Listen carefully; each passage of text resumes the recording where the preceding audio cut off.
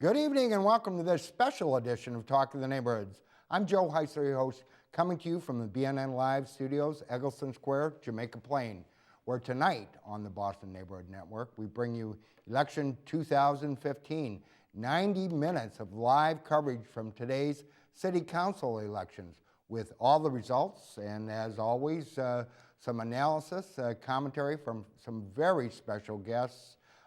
Tonight, of course, we're watching several races, including the at-large race and a couple of district races. Many of the incumbents are unopposed in the district races, so we'll narrow our focus. But lots to talk about. I'm pleased to have joining me tonight as my co-anchor, co-host. She is the host of All About Boston here on BNN TV, Seth McCoy. Seth, what can we look forward to tonight? Any surprises? I think we are going to have a couple surprises tonight, Joe, and it's really going to be a great show, so everybody's going to tune in and watch as we bring you the election results. Back to you, Joe.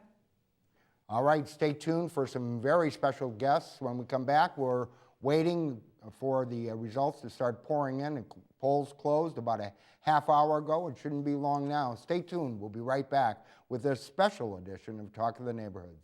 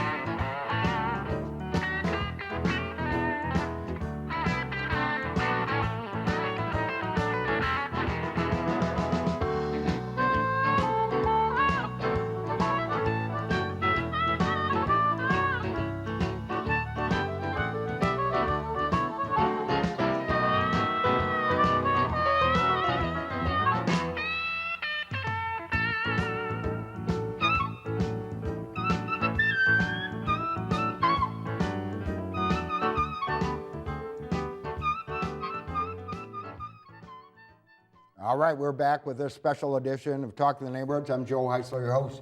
Tonight, 90 minutes of live coverage from today's City Council races. Lots of guests, lots of analysis, commentary, and perhaps some upsets in the making tonight. We shall see. The numbers are just starting to come in, and as we get them, we'll be presenting them. But first up tonight, joining me on set, a couple of Boston's leading statesmen, from Beacon Hill, where they serve.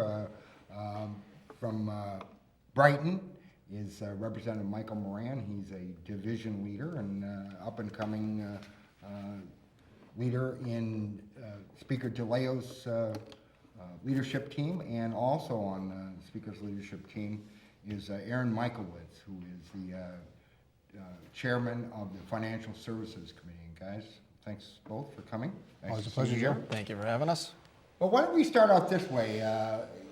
There's really a dearth of candidates in several of the areas, including parts of your district, all or parts of your districts. And what does that say about the state of politics in Boston? Is it that people are just so satisfied or dissatisfied, or what do you make of this? I think this every 2 years when you're running for office, you have elections, and it's tough to get people motivated to come out every year, which is, on the on years you have a mayor's race, on the off years you don't, and in the legislature on the on years you have a governor's race, on the off years you don't. So every election, every September, every November, we have to go to the polls. As it's been proven, numbers will tell you that when there's a governor's race or a mayor's race, regardless of whether that is an incumbent or not, people get excited about those races. It's these off years elections that prove that not too many people stay interested for those elections. So there's some credence to making some of these seats 4-year seats, which you'd have an election every 2 years then, and you'd probably have a lot more attention being given to those elections. Well, and I'm sure you're hoping it'll carry over into the state races as well. Joe. You've been there once or twice yourself. 2 or 4 doesn't make a difference. We just want to serve the people. I also think that to Mike's point there, or to add on to Mike's point, there is we had a lot of candidates over the last couple of years with a lot of different races going on. A lot of special elections. Obviously, we had a mayor's race in 2013 and a council at large races that included something like 20 candidates at that point in time. And so I think that's maybe why you're seeing less candidates this go around on the city elections, and maybe less candidates probably lead to less turnout and less enthusiasm of the electorate. Well, with several of the district races uncontested, and indeed the prelim, there were only 2 district races, and of course no at-large race, which a lot of people weren't even aware of it, and the numbers coming in today show could be a record low turnout again today. But all that said, the issues that got discussed seem to be kind of overwhelmed by only one issue: pay raise. And I'm wondering, guys, how much you think that might have affected the results of today's race. Well, I think if it had any effect, you're going to see the one candidate who was not an incumbent do very well. Unfortunately, that didn't have any effect on the turnout. So I don't suspect that drove the turnout, because if it did, then people really didn't care about that issue. Issues are very tough to drive city council races. They're just a pay raise issue, an Olympic issue, things like that. They're not particular issues that people get excited about and are going to come out to vote for. You put gay marriage on the ballot, you put something like a death penalty question, or a woman's right to choose question. You put those things on the ballot, you'll see a lot of people turn out. So, at the city elections, it's tough to have an issue drive turnout, just because those issues are not really as exciting as some of the ballot questions that might be on the ballot, in a statewide. Well, race. and it wasn't even clear whether there was going to be a vote. There was a vote just this past week, finally, on it. And again, for any of our viewers who weren't watching, the pay raise was increased. It went through 90 to 99,500. Aaron, any people on the street in the North End, anybody talking about it? I mean, some people were talking about it, but it's a tough situation for the councilors that that they were put in to have to vote themselves a pay raise. That discussion is a tough one in terms of depending on you have to kind of debate your worth. What you're worth to the general public and what you're worth in terms of how much you should be making. That's a tough one, and luckily for us in the legislature, we don't have to go through that scenario. They used to go through that, but we now are subject to kind of the average median income of consumer pricing index, and so there is a lot of the politics is taken out of it. But it's still not a perfect system unto itself, because we haven't had a raise in over 6 years, and so What? yeah. So it's. But we're not here to debate. We're not here to debate whether we deserve a raise or not. And we're worth every penny of it. And I think it's just a tough one for the councilors to deal with. And I should say you're much lower paid than city councilors. And we've got just a couple minutes left, but both of you obviously work your district. You got your ears close to the ground. What are you hearing out there today? Any indications which way the vote will go? Of course, most people are focused on the at-large race. Only 5 candidates running for 4 seats, 4 incumbents, and of course, there's a couple of district races, but primarily at-large race. And what are you hearing? My dear friend Steve Murphy, who I am a big fan of, and I've known for many, many years. He's got a tough road to hoe today, and he seemed like he had everything against him, papers and stories that have come out in the last few weeks.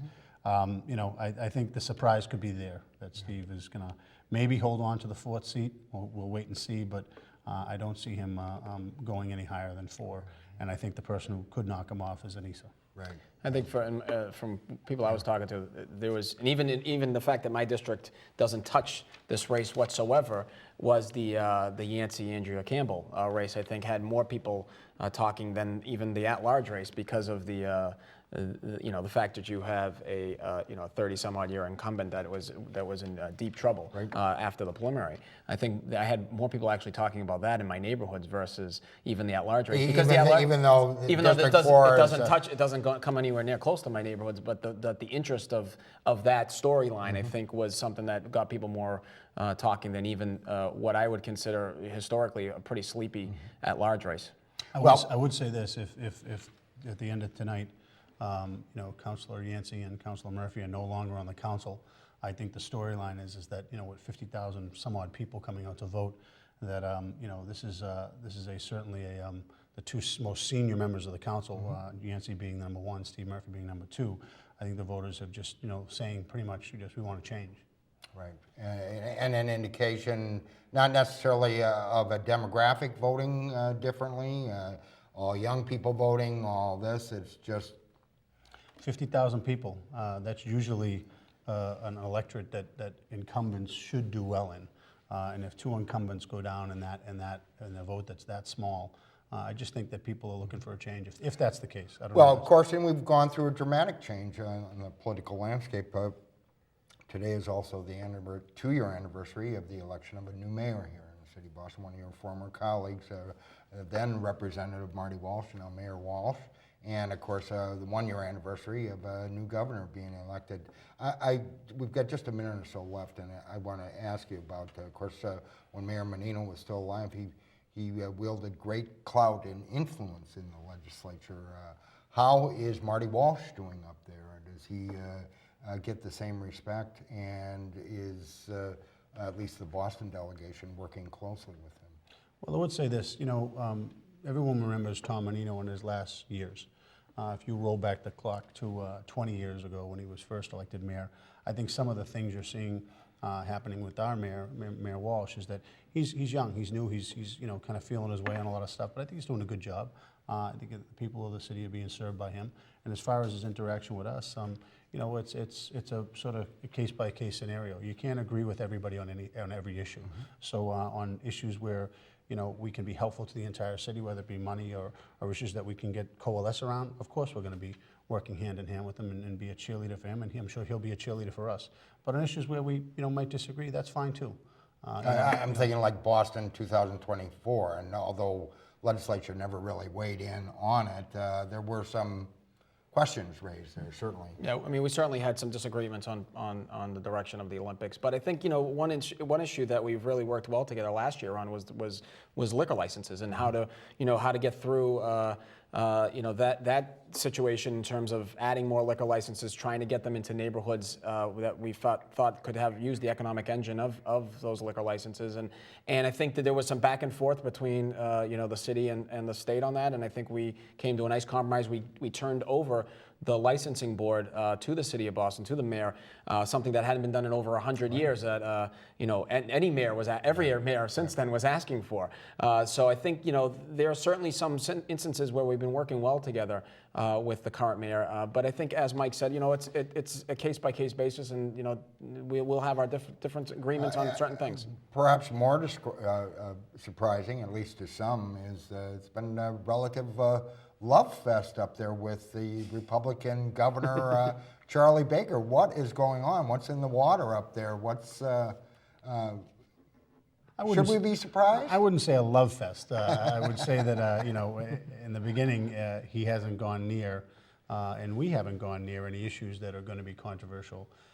You're going to see, I think, in the next year of the session, you're going to see some issues like transgender rights, and I think you're going to see some other issues around charter schools, and I think you're going to see a few more issues, you know, that we're going to disagree with him on, you know, on how we count homeless people. You know, that's another issue that's a core Democratic issue. With all due respect to the governor, you know, he thinks that maybe we can do it by tweaking the formula that allows you to qualify for affordable housing, or and that's a big issue. We disagree on that, and you know, the issue of people and families living in hotels is something that none of us like. We've been struggling with that issue in the legislature now for almost 7 years. We thought we had it fixed before the economy took a downturn, and then these families still live in these hotels, and we have to find a way to get them out of them into homes that are suitable for raising children. You can't fix that problem by tweaking a formula. That's not an answer to the situation. That's not an answer to the problem, and it shows a clear difference between where our party stands and where maybe the Republican Party stands on that issue. Aaron? No, I think he's done a good job trying to work with us so far. We are going to have our differences, just like anything in politics, especially when someone's coming from the Republican side versus majority, overwhelming majority Democratic legislature. But I think the fact that he worked in the building prior, was the Secretary of A&F for Governor Weld. I think he knew had a good grasp on how to work with the legislature, especially Democratic-controlled legislature, much better than most governors when they first come in to office. And I think that has shown in terms of our working together and the styles that we've been working well together. But I think there will be disagreements, and I think it's how we get through those and handle those that I think will determine how this goes forward. The governor's very good at retail politics. He's very good at shaking your hand. What can I do to help?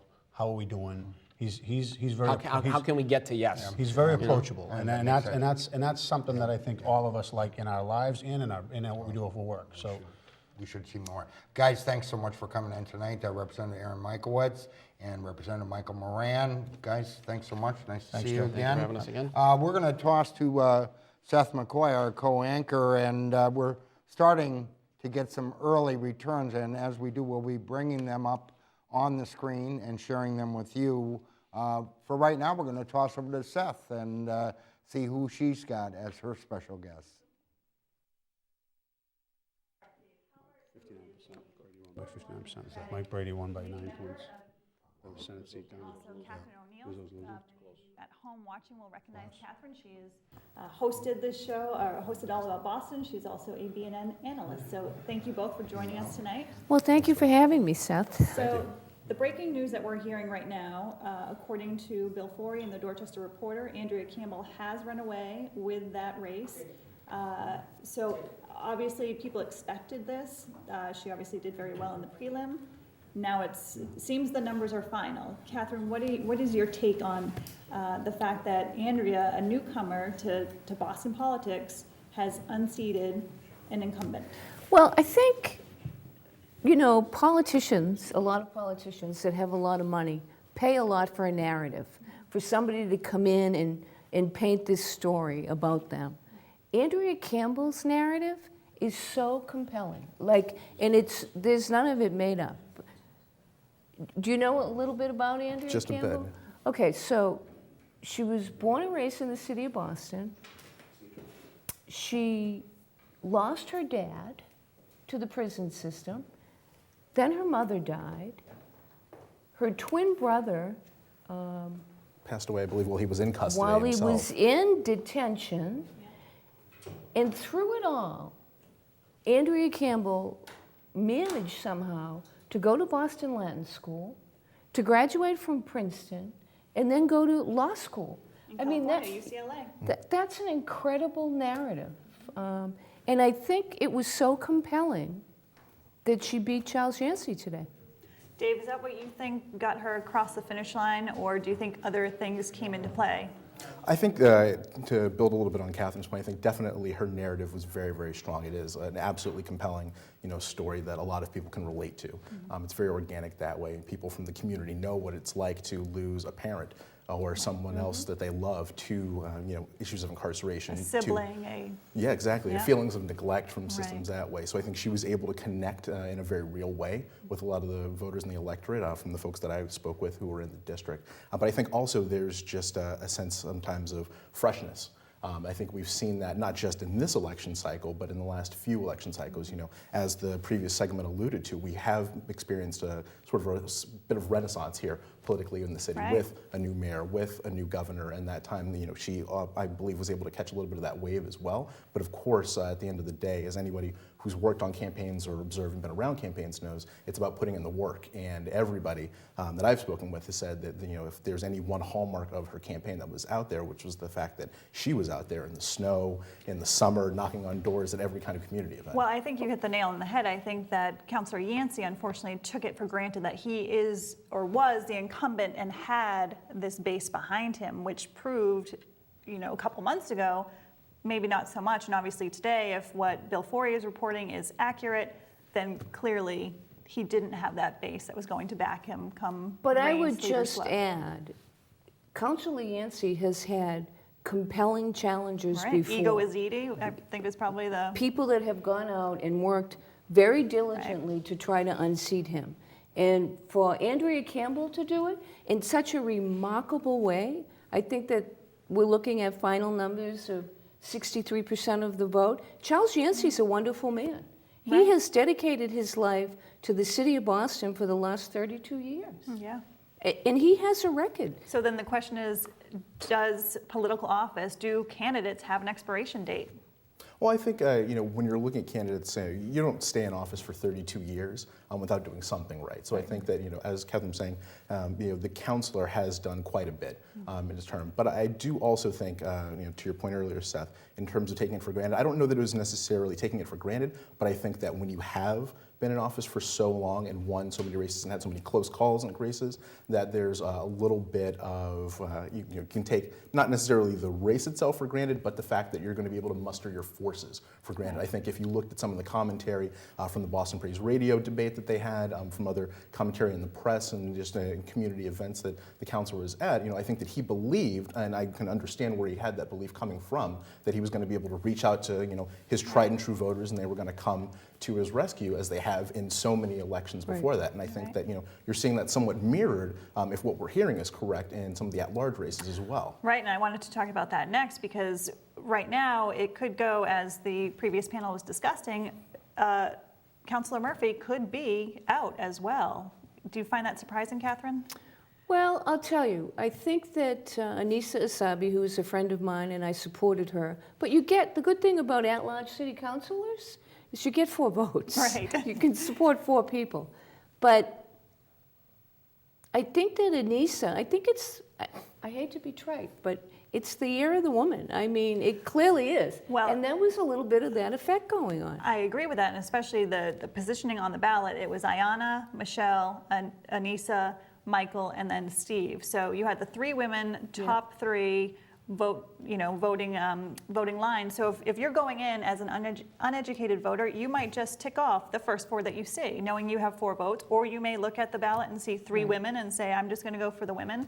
David, do you think some of that may have come into play? I think to some degree, yes. I think that sometimes it is just the luck of the draw, as it were. But I do also think that the point about it being the year of the woman and broader, just once again those new voices, is very salient. I mean, I think if we look back and take a look back at the races for Andrea as well as Anissa, and we look at also the incumbent women who were on the council, and it looks like you have something to say. Bill Forey is obviously the source of information for tonight, but he just tweeted 2 minutes ago that sources for Asabi George headquarters say Steve Murphy has called to congratulate her on her victory. Wow. So she did win. And Congratulations. you both know I used to work for Councilor Murphy a long time ago, so he is obviously a friend of mine. So that's, I'll have to say, from somebody who came from his office, there were always times during an election cycle that we thought this could be the end of the road for Steve as a city councilor. But it looks like, according to Bill Forey, that tonight is actually the end of the road. So that's pretty upsetting. I'm hearing that we have some numbers up on the screen right now. So if we take a look, Ayanna has 3,100, Michelle 3,000, Michael Flaherty just under 3,000, Anissa with a little over 2,264, and Steve Murphy with 2,110. So that looks like that's the end result. Well, that turnout is just a disgrace. Yes. You know what I mean? In a major city like the city of Boston, Right. for that amount of people to come out and vote. That's sad. It is, but I do think that, it seems almost as if it's a broken record that we hear every kind of off-cycle, if you will, election, which is, I can't believe the turnout's this low. Why aren't people going out to vote? And the question is, how do we crack that, how do we solve that puzzle? How do we crack that nut? Right, and from what I'm hearing, Frank Baker is supposed to be proposing tomorrow on the council floor to turn the elections from 2-year cycle to a 4-year cycle. Just for some other numbers to throw out there, it cost almost $1 million to run an off-year election. That's just for the city. Right. To put out, the wardens and all the people that go to the polls, the police details. That's a lot of money every 2 years. And if you're running on 2-year cycles, you're really running once a year. It's crazy. You have to prepare. So the elected officials don't even get an opportunity to prove their mettle. Right. So I think that a 4-year term is a wonderful idea, actually, for Boston City councilors. And I think that, we saw today in the Herald, Peter Glazenis had a column as well, sort of echoing that, about the cost, about the ability for more voters to come out because they're paying a little bit more attention to those mayor's races. I think it's actually a great point. I hope that it gets a very vigorous debate in the council, and I expect that it will. But I do think that, the point that I would make about that is that $1 million is also that can go towards a lot of other things, teachers, Public police schools, being in yes. other places. So from a policy standpoint, in addition to just politics, I think it makes a lot of sense. So let me see if I'm right. So we have a Boston City councilor at large, Anissa from Dorchester, Ayanna Presley's from Dorchester, the mayor's from Dorchester, Frank Baker's from Dorchester. Did I miss anybody? No, I think you've So got I think it. we're going to take over the world, right? In Dorchester? Now it's coming Yeah. true. The Dorchester contingent is taking That's right. over the it's world. It's about time, let me tell you. Well, I will say, for us in East Boston perspective, we're very happy that the councilor-elect, Sabi George, is East Boston High teacher. So hopefully Yes. she'll have a little bit of love for the north Well, part of and the city that's as well. another thing that, I've always supported Anissa because of the fact that she's a product of the Boston Public Schools. And what better example is there than to put an elected official that went through the Boston Public School system? Two tonight. Well, Right, Right. exactly. So mean- that's why I was really supporting those two women.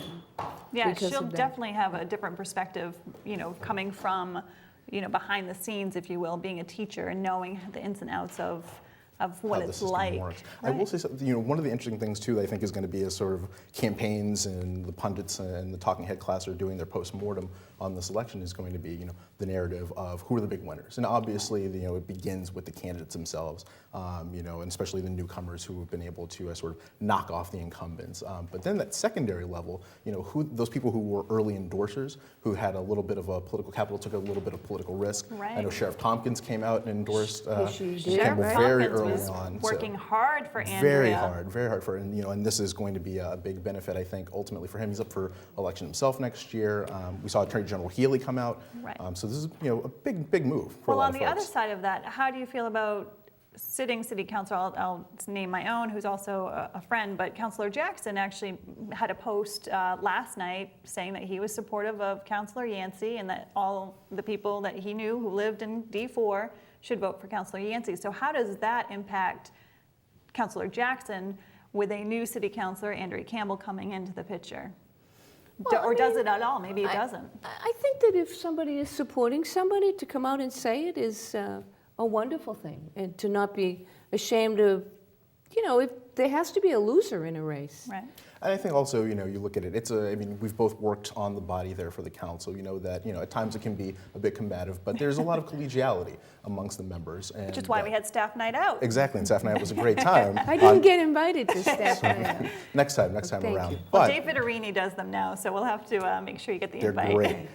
But, you have in Councilor Jackson and Councilor Yancey adjacent districts working on a lot of the similar issues that affect both of their communities in very particular ways. So they have a very unique relationship in that way. And accordingly, it's not that surprising that Councilor Jackson would come try to support. But I imagine also that with Councilor Campbell coming in, that she and Councilor Jackson are going to have a very professional and hopefully a very personal relationship that will develop and deliver good benefits for both of their districts. And we've got the numbers up on the screen right now for the Councilor Yancey and now Councilor-elect Andrea Campbell, so people can take a look at those at home. But where does Councilor Yancey go from here? What do we think he's going to end up doing? Well, he can do anything he wants to do. I think he has a wonderful record working with all kinds of constituent groups. And I think that also, he's built a narrative, he's built connections over that very, very long career. He was, in an activist position before he joined the council as well. And I think that the causes that are, so important to him, as anybody who's worked around or with him knows, the establishment of a high school in Mattapan, his book fair, which is a highlight of so many families in and around the city, those kind of things, he'll still be able to pursue just from a different avenue and a different perspective. But I imagine, this isn't the last we've heard of Charles Yancey. So I'm going to stop you guys right there because we have Tim McCarthy, who of course is the District 5 City Councilor. He had a race against Jean-Claude Sinon, but Tim is the winner of the District 5 race. So Tim, are you on the line? How are you? I'm good. How are you? How are you feeling? I'm feeling pretty good, that's for sure. So congratulations on your win. Thanks so much. Thanks so much. What do you want to say to all the people in Boston who are watching right now? Catherine's waving to you. I know you're probably not watching us right now, but I did want to let you know that Catherine O'Neill is here, and she says hello and is waving. And Yeah, yet another Neighborhood Services alumni. I'm That's telling right, you, Tim, that's we're right. all over the Right. place. That's where we all started. yeah, we could all sit down and have stories for days about Neighborhood Services. So, Yeah. but you must feel pretty good. I mean, obviously, you don't take for granted any of the time you're putting out there, knocking on doors, doing your standouts. I mean, I follow you on Facebook, obviously. We've been friends for a long time, so I saw pretty much every step of your campaign, even though I don't live in your district. I would have, of course, voted for you if I did. But how do you feel now that it's over? I really feel relieved, and I feel, first of all, I feel honored that District 5 wanted me back in such a significant way. And, I think you alluded to it, I've never taken this job for granted. We've been going, as I use a football reference, we've been going full tilt boogie from the day I was sworn in until tonight. And I think that the numbers in the different precincts where I cut those margins in huge way, it just shows that we've been out there. They know me, and I know them. And we had a very big win, and I don't think it was by mistake by any stretch of the imagination. Yeah, you're probably one of the hardest working people I know, so it's well deserved, another win for you. So congratulations. Thank you. I want to ask you a little bit about, because you're going to have, from what we're hearing, a couple new city councilors to work with. Were you surprised that Andrea Campbell is going to be the new District 4 city councilor? Yeah, Andrea's a great person. I've worked with her. I've worked with her through the summer a little bit, where you bump into her at different events, and throughout the district, because our districts are so tight. She's worked so hard.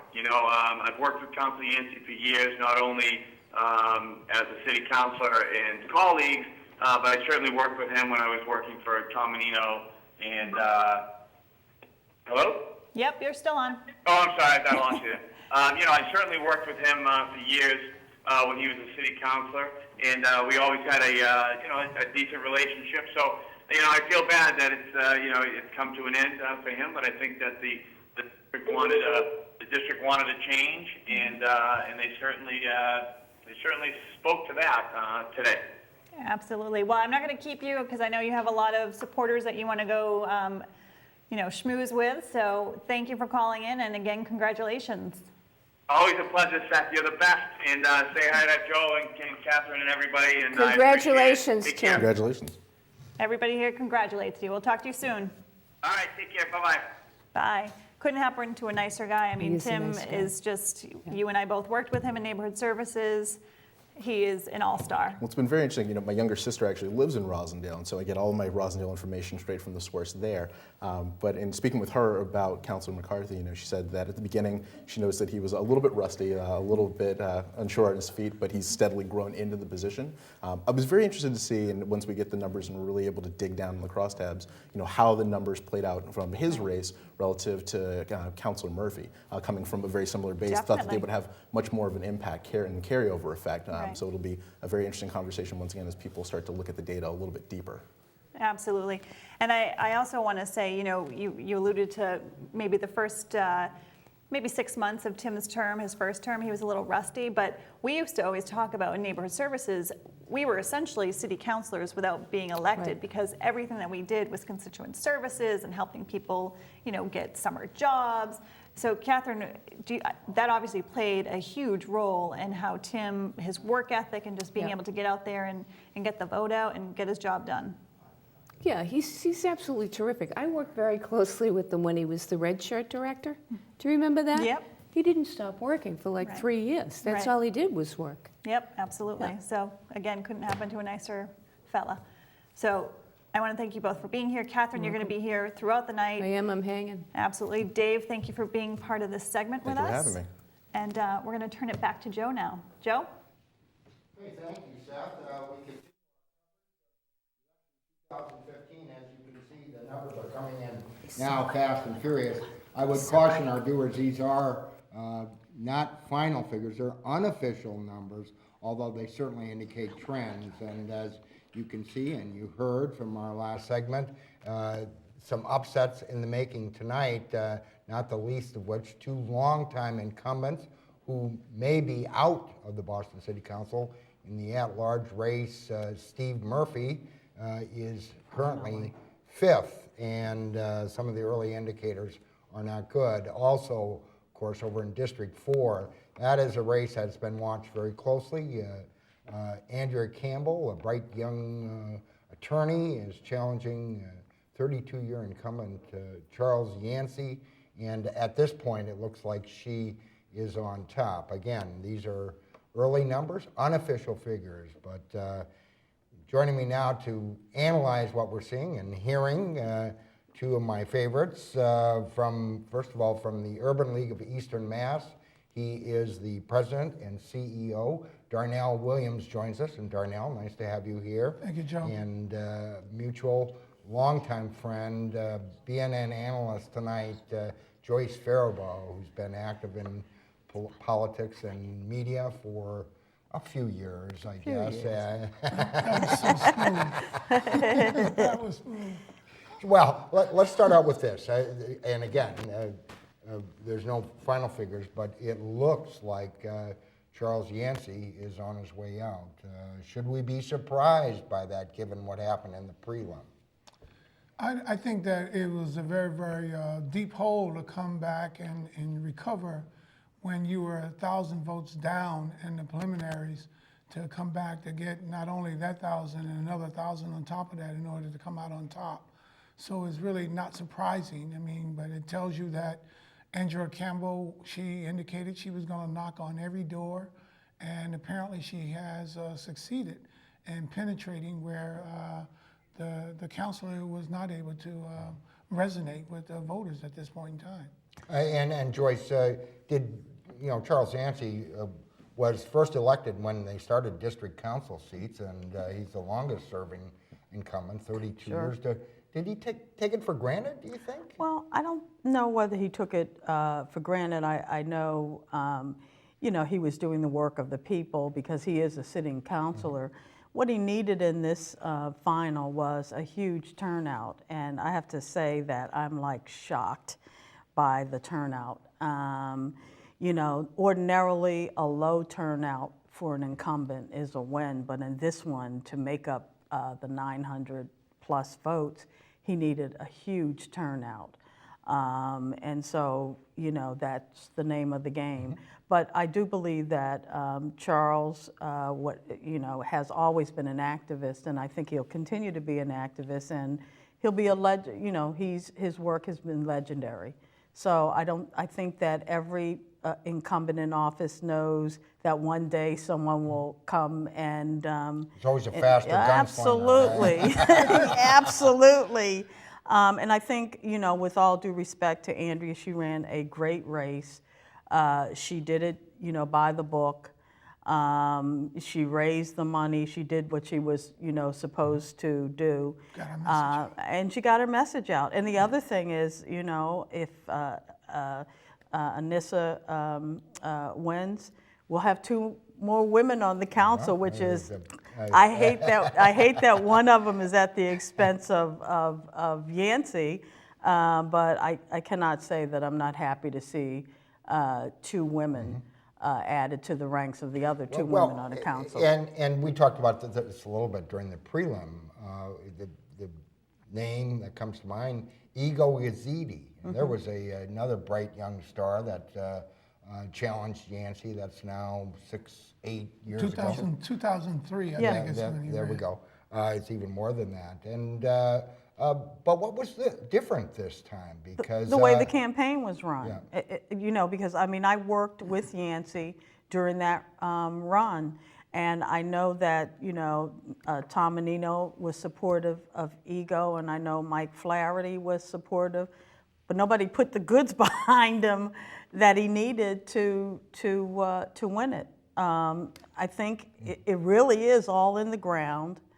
And I do believe it's the resources. And, you know, early on when people were criticizing Andrea Campbell, saying, wow, she's raising a lot of money, I was applauding. I'm like, yeah, that's what you're supposed to do. But I'm thinking, you know, some of the same things kind of arose, you know, carpetbagger, even though she has some roots, you know, clearly in the district. Believe me, she you know, has You know, roots. family roots and, Sure. you know, and a compelling story, no doubt about it. But raised a lot of money, raised money from outside the district, had the support of some, you know, pretty strong establishment politicians, but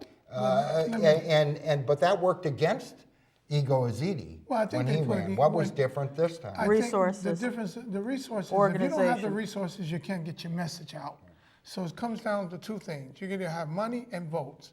And if you have the resources, you're able to reach the voters That's right. through multiple means. I think the difference is that when Ego ran, they labeled Ego as a white man's candidate. Yeah, it was He Tom Menino's candidate, if Yeah. I remember. And- Rightly or wrongly, I'm don't ju- get me wrong. No, I'm just describing the Yeah, facts. I'm yeah. not. That's true. Describing And things. he was on the ropes, and they never were able to recover from that monkey ear. Andrea never let that monkey ear that they tried to say that she was a carpetbagger stick. She stuck to her game plan.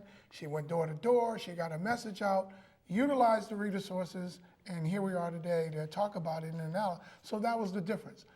Resources, name, connections, but they did not respond. She did not buy into the message, and she stayed on point. The other thing is that, you know, everybody knew her family and her family. Well, I knew. I was, you know, I grew up here. So I knew the story of her family. And her story is true. Compelling. Absolutely. So I maybe mean, she they didn't just ran. parachute in. No, her father and her uncle ran Roxbury, Dorchester, and Mattapan for a long, long time, and then they were in cahoots with Bulger, and so they were like, nobody moved anything here without them. They were major, you know, players in the So underground. it makes her story even more compelling. That Absolutely. She turned out to be So her what DNA so is far has found. been a shining star. And I should tell our viewers, we're hoping for a live report shortly from the Campbell headquarters. Jennifer Smith, a reporter for the Dorchester Reporter, will be joining us live via phone in a few minutes when we can connect with her. I do want to point out a message that we've received from the Dorchester News, which is covering all these races, and I don't know if we can bring that back up, but they're declaring Anissa Isabi George the winner of the at-large seat, which indicates that Steve Murphy may fall short in his bid for re-election. And again, and now joining us live via phone, reporter for the Dorchester Reporter, Jennifer Smith. Jennifer, are you there? Can you hear us? Yes, I am. It's a little bit faint, but I am here and I can hear you. Well, we'll talk louder. Joining me on the set here is Darnell Williams from the Urban League Eastern Mass and Joyce Faribault. What can you tell us, the latest numbers that you're hearing there? The early indications we're getting is that Andrea Campbell will win the District 4 seat. Yes, that is what it looks like right now with about a third of the numbers in. What we've heard from a few sources at City Hall and also within the various counselors' camps is with about 80% counted, it looks like it was about a 60-40 split, but that's still shuffling out right now. But we are very confident that Andrea Campbell will be the next District 4 City Councilor, and it is pretty exuberant over at their camp right now. I spoke to Andrea just a few minutes ago, and they're very excited. They've been working very hard, she says, and it looks like they managed to turn out about the same margins, but in much larger numbers this time around, which they're pleased with. Has she addressed her supporters there yet? I'm sorry, just a moment. Okay. Can you speak up a bit? Yeah, has she had a chance to address her supporters at the victory party? Oh, I don't believe she's addressed them yet. At the Yancey camp, he has not yet come out. There are very few people out there at the moment. It looks like they might be moving around their furniture or redoing their lights, but it is fairly subdued. Well, not surprising. Perhaps she's waiting for a call from Councilor Yancey, which I'm sure would be a bitter pill. This campaign did get a little bitter as it went along, and some of the debates that were put forth. Do you believe there'll be some leftover, some hard feelings as a result of this? I think that toward the end of it, you just saw a little bit more of what had been skating along throughout, where there was an uncertainty or, I guess, confusion would probably be the best word for how a relative unknown came up out of nowhere, and that manifested itself in a number of digs at candidate Campbell as the debate went along. I don't think there are going to be many hard feelings on the Campbell side of it, but obviously on the Yancey side of it, they're still shaking out over here and trying to really get their heads around what they did not believe was possible, a 32-year sitting councilor unseated by a first-time challenger. Well, Jennifer, thank you so much for joining us live. We appreciate your report and your reporting for the Dorchester Reporter. We're getting also some tweets and other messages from them. Thank you so much. We appreciate your help. Of course. All right, thank you. Okay, again, back on set here with Darnell Williams, Joyce Faribault. Got a couple of minutes left here. Hard feelings, you think? I think it's tough for Charles Yancey to let go. I don't, I think that Charles is a gentleman. I think that in the heat of a campaign, different things happen. I think that, the transition will be a smooth transition. Above all, he cares for his community and wants the best for the community. And so I think it's over. And I think that the next thing to do is to make sure that the transition is smooth so that the community is served. And Darnell, is this in some ways about more than two candidates? Is it a transition to a new generation of leadership? Let's face it, Andrew was born 1 year before Charles Yancey won that seat 32 years ago. She's only 33 herself. What do you see there? I think what it's doing is that it's giving us a message that these young, fresh faces, it's their time. And I think that Charles had a good 32-year run. He should hold his head up high. And I think that he will be a professional in transition, as Joyce stated. But it is also a message to the city of Boston. I'm disappointed in the 10%. I think that is so disappointing and deplorable that our city did not turn out in significant numbers to vote. Everybody, so for the other 90% that didn't vote, don't get in my face and complain about anything. That's just but I think in terms of the transition, it's an opportunity for the city to embrace new young leadership. And there's some bright ones out there we'll be following.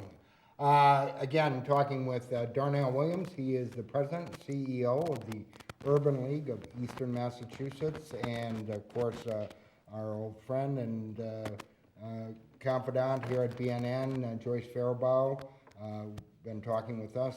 Again, numbers are now coming in very quickly, and it's looking like we will see some new faces on the Boston City Council. We're going to now throw it back over to my colleague, Seth McCoy, for some more analysis. Seth? Thank you, Joe. Joining me now, again, Catherine O'Neill, and a newcomer to the show tonight, Carlos Enriquez. Certainly Hello. not a newcomer to the studios here at Not BNN. at all. But I was just pointing to you two before we came on. The Boston Herald is now reporting that Councilor Murphy has conceded the race to Anissa Sabi-George, which obviously indicates that he is not going back to the city council. Carlos, are you shocked by that? In a way, Murphy's been there for a long time, and he's always had support from so many different places, whether it was union support, whether it was support in different neighborhoods, pockets of neighborhoods. But Anissa's run twice, and it's a testament to her durability. I mean, I think it's amazing. I'm glad there's another woman joining the council. Right. The effort that women have to put in to be successful in office is usually harder than that for men. She's run twice at large as a mother and a school teacher. Unbelievable. So I think it's well earned. Yeah, I think Darnell Williams alluded to in Joe's segment that this is, new leadership, and that's what people are obviously looking for. Catherine, thoughts on that? Well, I mean, I think that Anissa and Andrea winning tonight says a lot about. Bill Forey told me that at 1714 today, that everybody that went in to vote when he was there for a period, it was all women. So I think that a lot of women came out to vote Right. for the women. And I just think that that is a trend that will take us into the presidential race as well. I really do. Right, absolutely. And I think it speaks volumes to the fact that, a few years ago, it was only Councilor Presley, the lone woman. And Even that, before that, Councilor Feeney. Councilor Right, Feeney, right. yep. And so now we have 4 women on the Boston City Council, which, no offense to you, Carlos, but bodes well for, Not at for all. the women in the room. There's strength in diversity. Right. There's no problem with that at all. The more diversity you have, the more different ideas you have, and the better result you'll get usually. So Right. it's a good thing. Well, I love it so much because they're both Boston Public School graduates. Right. And one's a teacher. And even, yeah. Right, and I think that the Boston Public Schools, that is a great example for our students to have an elected official that serves on our city government. I actually absolutely agree with you, and it makes me think of a conversation I had with a neighbor of mine who actually teaches at Boston Latin Academy, and he was talking Greatest about high school in the city, right there, Latin obviously, Academy. My gosh, Latin Academy can't get any better. can't get any better. But he was talking about they want to have a program at the end of the year and have a celebrity come in and talk to the students, somebody who not only went to high school but also went to college. And now that we have 2 women That's products right. of Boston Public Schools, I'm thinking I should tell him later on, you should target these 2 women as your examples for your students. You know what I thought was, didn't ring quite true for the NC campaign? When the carpetbagger handle went on Andrea Campbell, I thought to myself, wait a minute.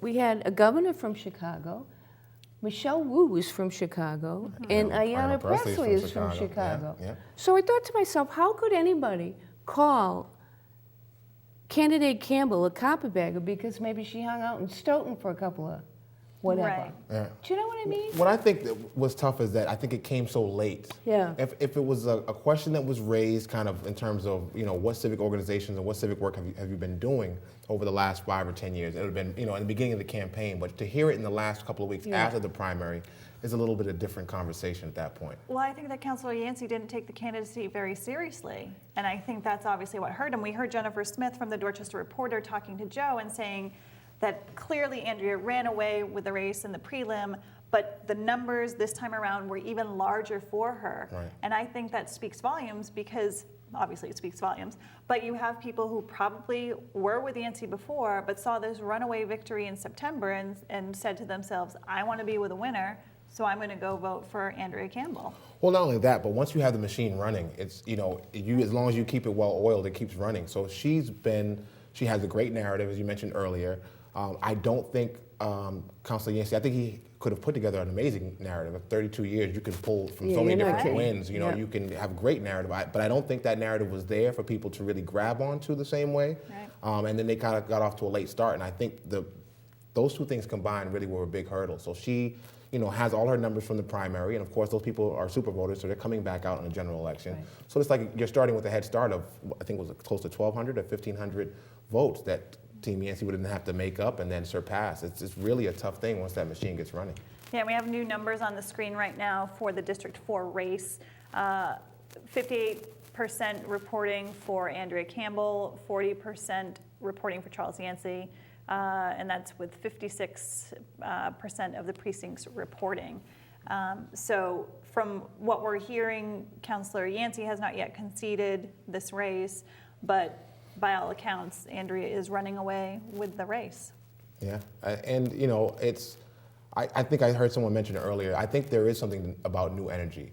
You know, even if it's not something that you completely know yet, I think, you know, politics is a tough job, and people are very critical of it. Whether they know it or whether they think they know it, they're going to be critical of it. So if you are offering something new and they feel like it's been stagnant for so long, it's easy for people to go with new packaging. You know, companies do it all the time, right? They take the same package and put it in something new, and you know, so. And that's obvious by the voter turnout for today. I mean, it's pathetic, as we've talked about earlier tonight. So maybe this new jolt of fresh blood, fresh faces will inspire people to actually go out to the polls and vote. Yeah.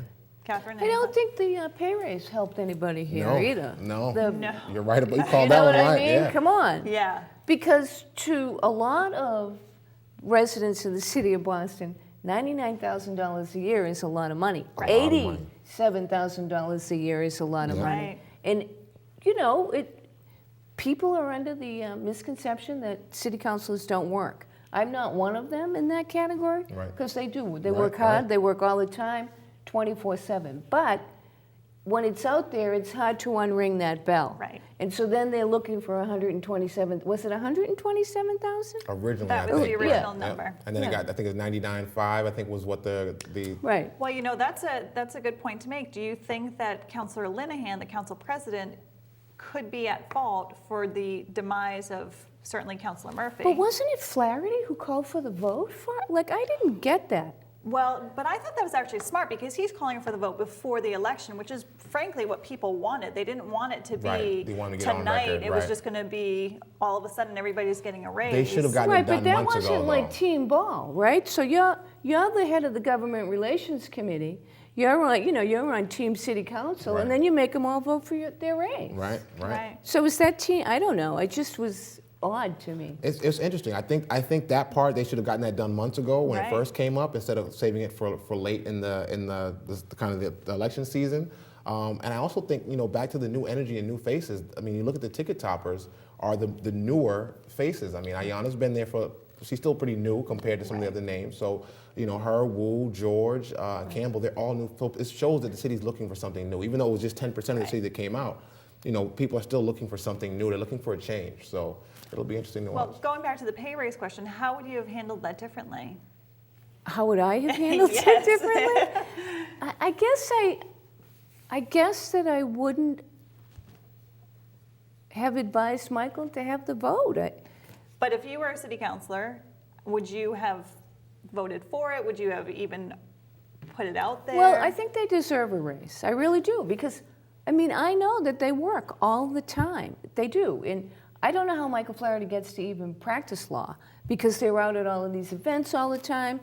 And so I would have voted for the race. I think the trick is that they didn't do a good job of really being able to lay out what they do, you know, and I think they should have really walked the general public through a day in the life of how early you get up, when you start reading the newspapers and your messages and your emails, when your first breakfast is at 7 o'clock, and how that carries all the way through to 9 o'clock, till you come home at 9:30, and you might kiss your kids if they're in bed already. I think if they painted that picture for voters, it might have been a little bit of a softer blow. And it's a tricky thing with the vote. So everybody thinks, you know, get the vote and get on record, but it's kind of a safe vote. If you know the inner workings of it, like if you know 7 are going to vote yes, then I can vote no and know I'm still going to get a raise. And that's not to disparage anybody that voted no, but you know, it's not always as black and white as it seems. But they really, in my opinion, really, now that I've had a second to think about it, they shouldn't be voting for their own race anyway. Right. Right, They, which they is should, what- in there. right, Right. that's Counselor- crazy. Counselor It Presley. puts them in a conflict Like, of interest. imagine if the United States of America, if everybody got to vote for their own pay raise. Well, then we'd all be millionaires. Right, I mean, come on. I mean, I might settle for a little less, but I'd like to take that idea to work But tomorrow. seriously, Yeah. though, Yeah. right? And we're continually putting our elected officials in this very tough Right. spot. Right, you're right. And we shouldn't do it. No, but there was a proposal, although it was procedurally shot down. Councilor Presley and Councilor O'Malley had proposed that it would be tied to the median income of the residents of the city, which is how it's done up at the state. Right, right. So Right. obviously that's not going to happen because, as I mentioned, it's a procedural thing. But is that something that should be looked at if it can be changed? I think it would get them out of the line of fire in Yeah. terms of a vote like this. And even to do a vote like this on an election year is kind of odd to me. This is something Right. that elected officials would normally strategically do on a non-election year so that it isn't a hot button item Right. 5 days out. So And I think while we're on the subject of municipal salaries, I think that in any mayor, not just Mayor Walsh, that the mayor of the city of Boston should make $1 more than the highest paid employee in the city of Boston. He's the CEO of Right. the entire, he or she or whoever it is. well, that's tricky because there's some BPD officers that take home $250,000. Well, but Well, I think- then he should But take I also home. think there should be a cap on that overtime. Yeah. I mean, I love Yeah. our boys in blue, our men and women in blue, but But you in know. order to get this talent, to cultivate it and to keep it, we must pay them what the private sector, or they're not even, well, Right. Oh, but there's a balance you can create if you're creating a good farm team. I don't want them to obviously run it like McDonald's, where there's always someone willing to do the job cheaper. But if you're raising talent, local homegrown talent, whether it's for BPD and BFD or the city council, there should always be some new talent ready to replace whether it's layoffs or retirees or kind of new blood coming in. But you're right, they do at least want to be competitive with other major cities and other trades. because we want the talent. Right. These, well, not just city and state jobs, though. I think we need to be, city and state jobs need to be competitive with private sector sector, right, jobs. right. And you mentioned the farm team. I absolutely agree. There should be more focus on, building your farm team so that when the older folks retire, you have younger generation people to come in and Right. take those positions. Absolutely. So. I mean, I'd like to see more contested races more often. I mean, there's cities where every 2 years there's going to be a contest for multiple seats. And I Right. don't think the districts. I only think 4 districts drew competitors in to varying degrees. So it would be nice to see good competition. I think that would raise the voter turnout from 10% if there were more. You saw in the mayor's race when there were 12 candidates and a lot of them compelling candidates, how many people turned out and were Right. engaged, and it's all over the place. Right. So I think you need that competition to raise the 10%. It is on the voters, and I wish voters would come out and at least blank vote if they were frustrated and show them. I think there were 60,000 blank votes tonight. Yeah. But more of a blank vote send a message to the incumbents and also sends a message to challengers. I remember I looked at blank votes and going, oh, there's a lot of votes to get. I might want to run for office in this district. So Right, absolutely. things are important. And I think, too, that maybe the results of tonight will give people who have been considering running the impetus to actually go out and run next time out, because they'll see, well, I'm not really fighting against incumbency any longer. It is possible for a newbie to come and put somebody out of their seat if they have better ideas and a better ground game. Ground game, right? That's the key. Right. I think that Do you was think the there key. should be term limits? I'm going to say no. I think the voters are the term limits. yeah, I'm going to say no too. Yeah. Does it make, They're doing a good job, You right? know? People want to reelect them again. but does it make the politicians lazy? Well, I mean, we Taking had for- term limits today. We had You saw 32 two years, incumbent yeah. Right. city Right. councilors. I think the voters are the term limits. Yeah. I think if their elected official becomes lazy, it's incumbent upon them to send that message that we will and can vote you out and vote somebody else in. Absolutely. Catherine, you ran for at-large a couple of years ago. I did. It was the craziest thing I Oh ever my did in my whole life. Would you ever do it again? No, never. Not Never in a million again. years. I can't imagine. No, No. it's that's why I respect these people so much. The effort that it takes. You totally. I just saw City Councilor John Tobin walk in. You totally put your life on hold. It's crazy. And It is really is. Yeah, and for certainly a district councilor, as you were talking about earlier, they're always working. Yeah. You go to Roach Brothers, you go to West on Center. Yeah. You don't go People- on. You don't go on right. the weekend. If you go grocery shopping, on Monday or Tuesday night about 9 Or you call the o'clock. manager and say, can you Right. open up for me at midnight? Right. And You I'll put, come you put and your get your mine. Red Sox hat on. You curl it and pull it down real Right. low. Yeah, absolutely. But so that's why I think they deserve a raise and deserve to be well paid. And again, I think it goes back to civics. We don't have civics in school. Unless you're really an insider, Right. it's hard to really understand. You don't really hear how many ordinances are filed.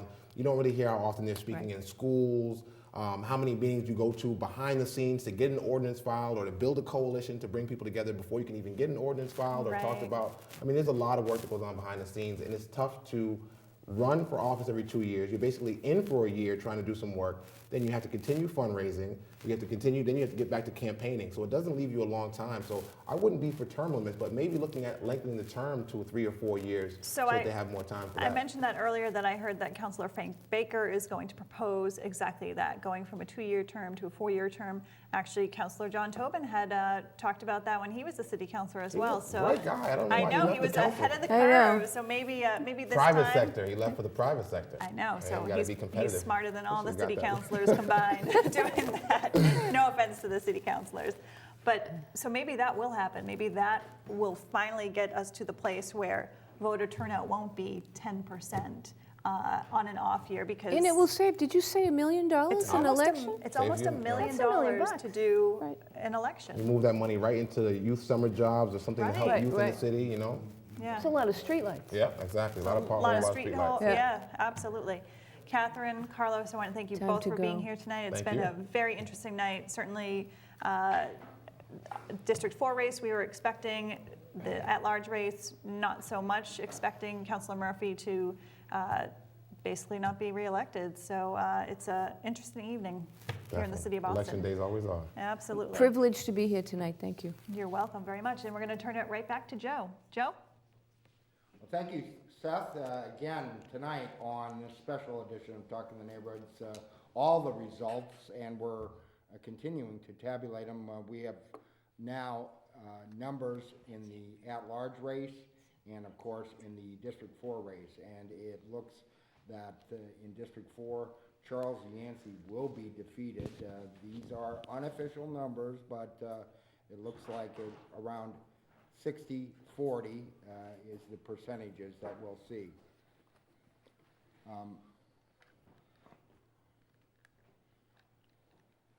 Okay, we've got sound now, and again, these are the numbers that we've got, and this is with 56% of the precincts reporting. This is the District 4 race. Charles Yancey, approximately 40%, a little over, and Andrea Campbell, the attorney, Princeton grad, who worked for Governor Deval Patrick, appears that she's well on her way to winning election to this seat, and perhaps not a surprise since she did finish first in the preliminary election, but nonetheless, for supporters of Charles Yancey, who served 32 years, that's certainly coming as a surprise. And tonight, it appears that Charles Yancey has been defeated. In the at-large race, and perhaps this is the true upset tonight, it appears that Stephen Murphy, a veteran Boston City Councilor at large, will be defeated. And again, this is now with 72% of the precincts reporting. It looks as though Anissa Asabi George, she finished 5th 2 years ago, will finish in the money this time in the 4th slot. She is a businesswoman, a teacher, an activist in her neighborhood in Dorchester. And I'm pleased to have joining me now live on set two veterans of politics. One, a former elected official, a former District 6 city councilor from West Roxbury, now a vice president for community affairs at Northeastern University. John Tobin joins us. John, nice to have you here. It's good to be here, thank you. And from Commonwealth Magazine, its executive editor, longtime writer in the Boston area, who lives in Dorchester, Michael Jonas. Michael, nice to have you here. Good to be here, Well, Joe. guys, you know, And John, I know you do some comedy work now. Just behind the Yeah, scenes. climate change, but is this the signal, the end of political dinosaurs, so to speak? Maybe that's unfair. Well, to, tonight signals the end of its 52 years of experience on the Boston City Council is gone tonight. But I mean, if you look at I don't even. I was just trying to think about this while you were talking, Joe. Who the dean of the City Council is now, effective come January? It might be Sal LaMattina. Latino or Siomo or somebody if around you that. count Flaherty's, Flaherty's his reincarnation as a city councilor. He's got 4 years in now, but yeah, it's probably one of those people that has served less than a decade. Yeah. What does it signal? Michael, what's your take on this? I mean, I think that. I mean, they've been, there's been candidates gunning for Steve Murphy for Right. a while, but he's always seemed to slide by, finish fourth before Right. a He's couple been fourth in a number of the races, and so it's sort of a perennial parlor game. Every election, I think everybody knows he's the at-large counselor that's vulnerable. So, I mean, ironically, you might say, or fittingly, in the past, that was Dapper O'Neill, a guy who he worked for and was a driver for, and there were a number of races when it was sort of a matter of time, and everyone knew in that race it was actually Michael Flaherty who, his first time on the council, took out Dapper O'Neill, and it was a generational shift. It was a big sign of changes in Boston. Is this the same in your mind? I think it's a little. I don't think it's as stark a change, but it's not. I don't think by accident that it is the two longest-serving councilors that were both defeated, and at some point voters just sort of look for a change. I think there has been. I think there's been some sort of rise of women in politics who, after people have, the feeling being that they had been sort of held back from rising in office for a long time. So I have to think that didn't hurt Anissa Asabi George a point where there was in only this race. One woman on the council. Right, although we had a period going back, it's kind of ebbed and flowed. There was a time when there were 4 or 5 at one time. There were. And then it sort of, sort of waned, and there was, as you said, only one. So I think that was part of it. And then in Dorchester, again, it was sort of generational. And I think it's easier to sort of, take apart the Dorchester race and say that this is kind of this classic view of, of whether politicians, do you want someone who's going to be kind of a combative advocate for the district, or someone who's kind of going to sort of take a somewhat different path? And I think, critics might say, I was just at Yancey's party, so I was talking to some people there. There was a funereal kind of feel to the place, I have to say. I was actually talking to Diane Wilkerson, the former state senator who was there, and she sort of referred to it as sort of an accommodationist position, which I think clearly, that's sort of speaking of Campbell, yeah. Right. I mean, another way of looking at it is somebody who's going to find a way to work with people more collaboratively. So whether you say it's accommodationist or collaborative, I mean, it has very different connotations. But I think that is kind of the tension point. And when Yancey had a strong challenge some years ago, there was a similar kind of dynamic to the race. If that's true, what does that mean, John, for the city in your mind? Well, I mean, I think too. 20 years in office and 32 years in office, and I'm sure both gentlemen are, both former colleagues of mine, are really disappointed tonight. It's never easy to lose an election. It's a lot better to win them, that's for sure. But you lost a few before you won, finally, right, John? As I recall, I lost 2 of them, and that made the victory all that much sweeter. I'll tell you that. I never want to go back to losing again. But 20 years and 32 years, respectively, is pretty good runs. In any type of job, especially elected office, especially when you have to run every 2 years. And as Mike was saying, that ebb and flow of females that are on the council, which is really.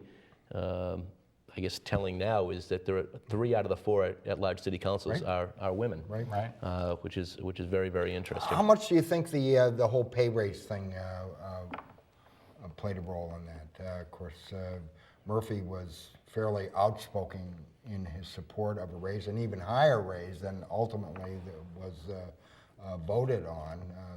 And of course, Asabi George latched onto that, but.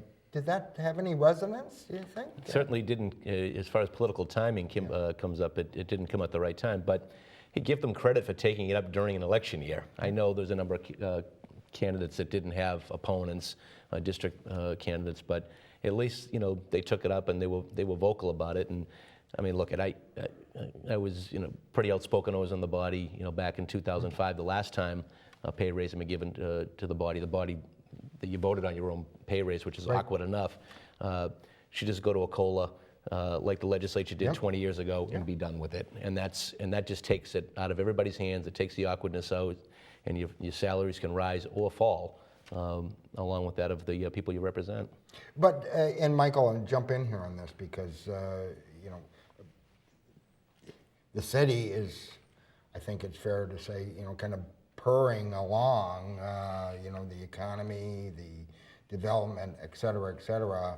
There's been a few bumps for Mayor Walsh, but there really hasn't been much focus on the council. And, I know a lot of what they do is constituent work, but still.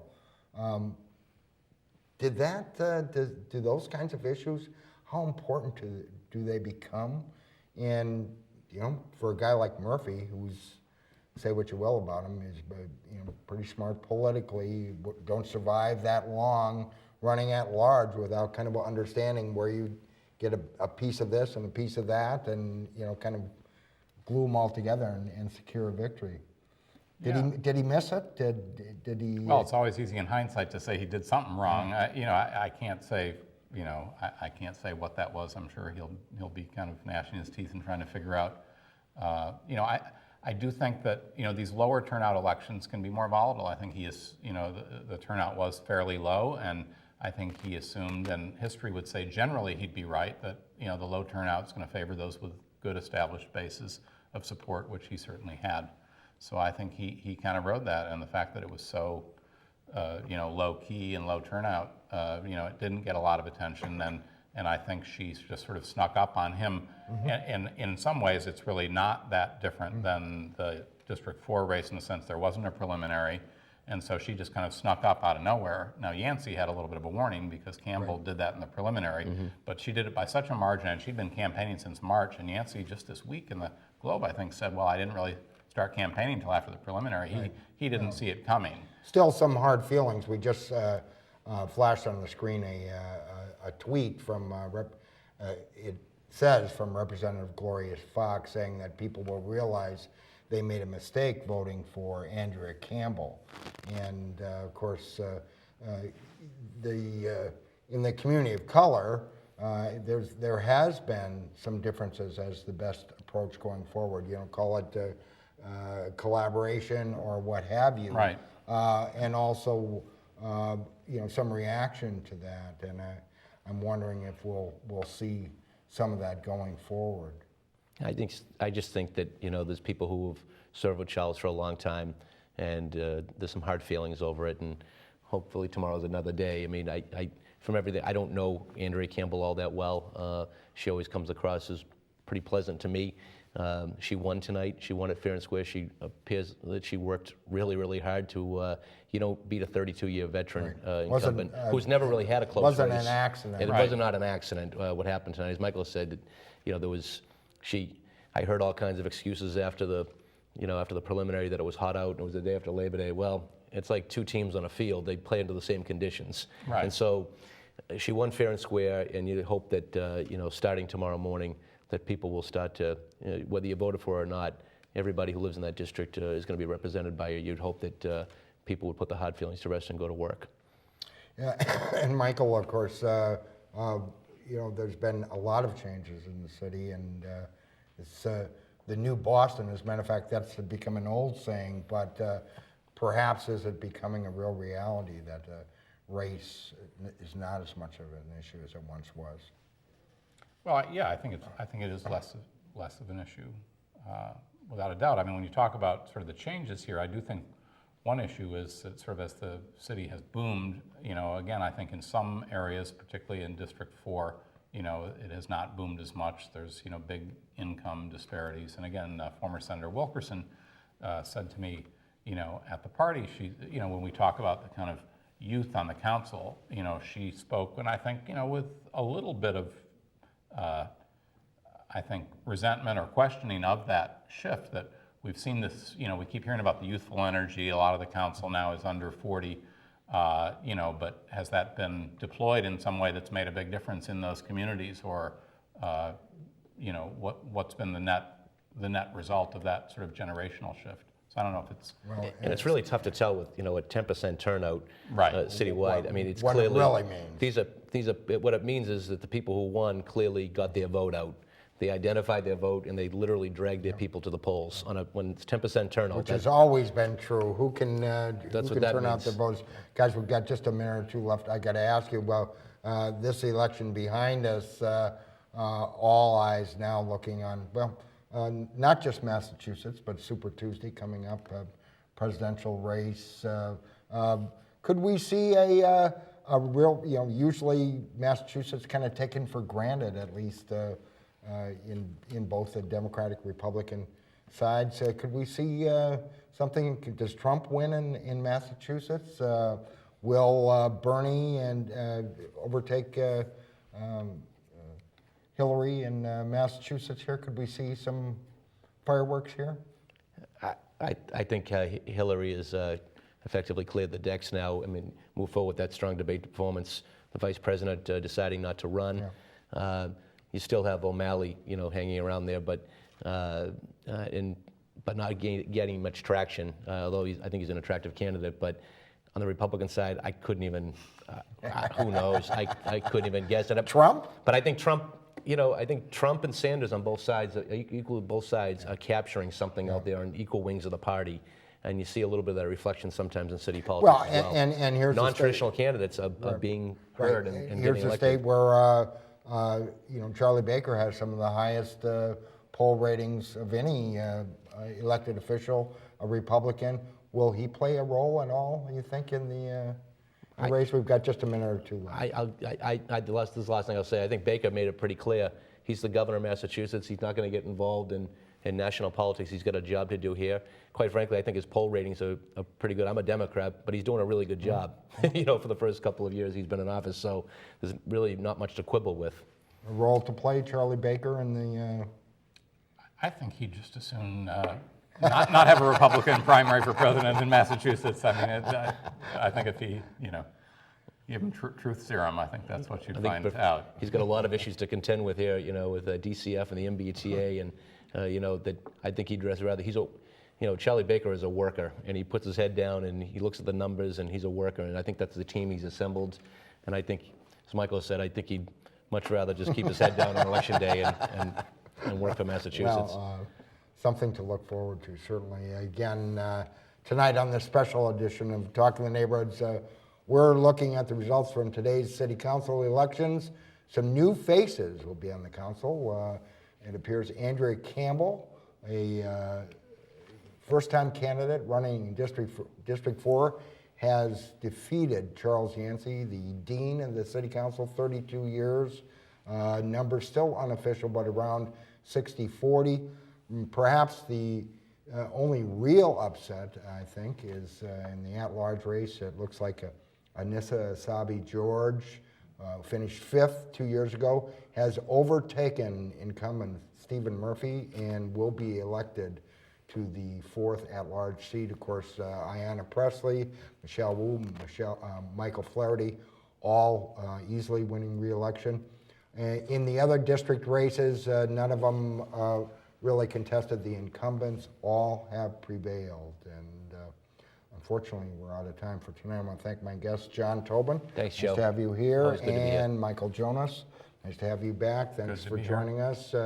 You're watching Talking the Neighborhoods. We're here every Monday night. We'll be back next week at the same time, or at 8 o'clock, for a new program. We hope you'll join us then. Until then, for the entire staff and crew here at BNN and my co-anchor tonight, Seth McCoy, I want to thank you for watching. Have a pleasant evening. Good night.